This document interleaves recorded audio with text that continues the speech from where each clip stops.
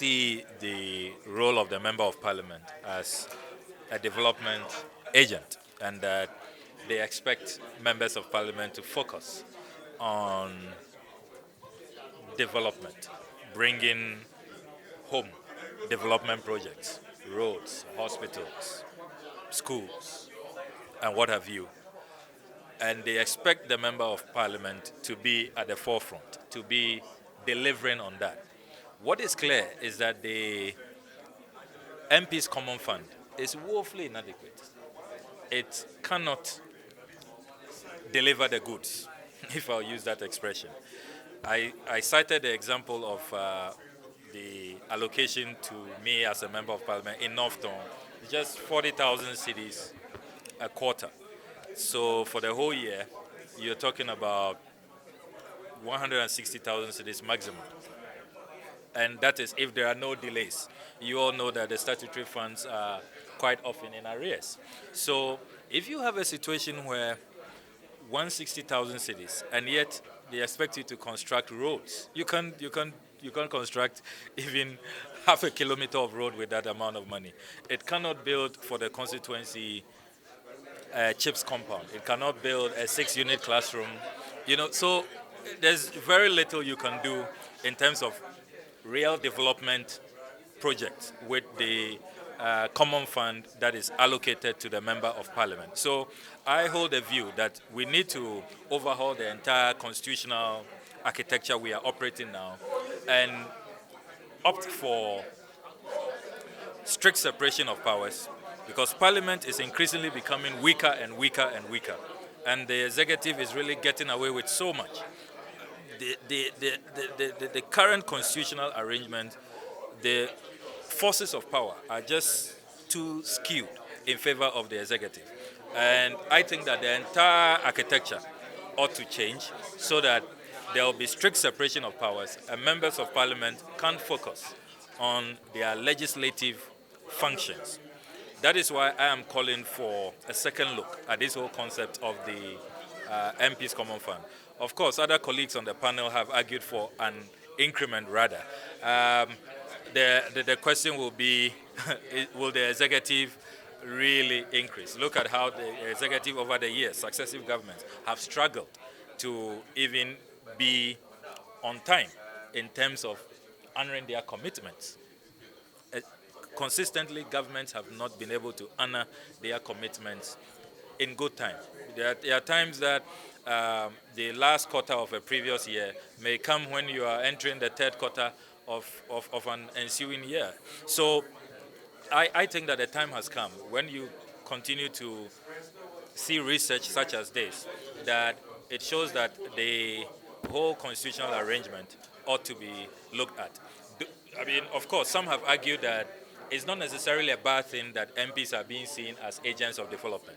But if it's not a bad thing, we must understand that that perception cannot thrive under the current constitutional dispensation. It's not possible. It's not going to work. So let's decide, if we want the Member of Parliament to be a development agent, then we have to have an MP's Common Fund which is commensurate to the kind of development projects that you expect the Member of Parliament to carry out.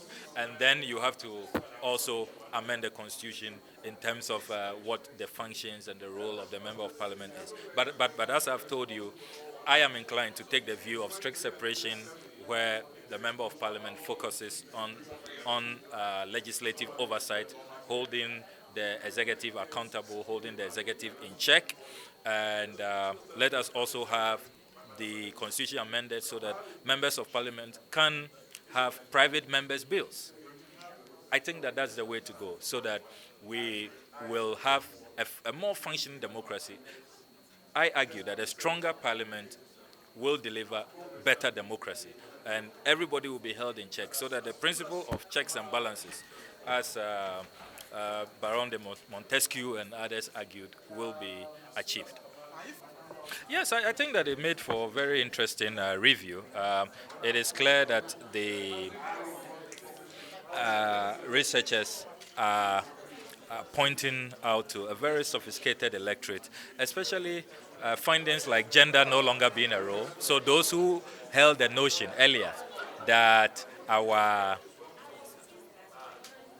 constituencies are largely conservative and that women, they may not be more willing to vote for women and all of that. That notion appears to have been dispelled. So I'm fascinated about that.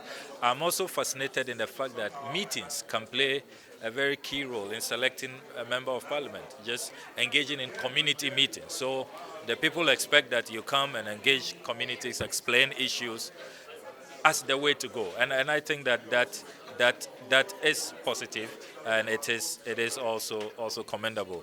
What I also found quite fascinating about the report is the fact that members of parliament appear to be skewing their support for their supporters. And I think that is worrying. And it's important for members of parliament's attention to be drawn to this, so that, because remember, when you become a member of parliament, it's important to note that you are now serving the entire constituency. You are not an MP for only your supporters. So I thought that aspect of the finding was worrying, and members of parliament ought to be urged to be more objective and be more transparent and to be more balanced in the discharge of their functions and their responsibilities. Let me also add that the other aspect of this report, which is also quite fascinating, has to do with the weight. The constituents are not that selfish. I've found the aspect of the report which says that constituents expect MPs to do both development projects for the community and also be interested in individual needs. And even when various analyses were made, you could tell that constituents were not shifting. They still were very balanced. They want the MP to focus equally on developing the community and also addressing their personal needs. And I found that very interesting. I mean, I thought that, there are many theories that suggest that human nature, selfish, and you look at your needs first and all of that. But clearly, the electorate in Ghana are very sophisticated. They are thinking about the community, the collective good, the general well-being as well, not necessarily their individual interests. And I thought that was really fascinating.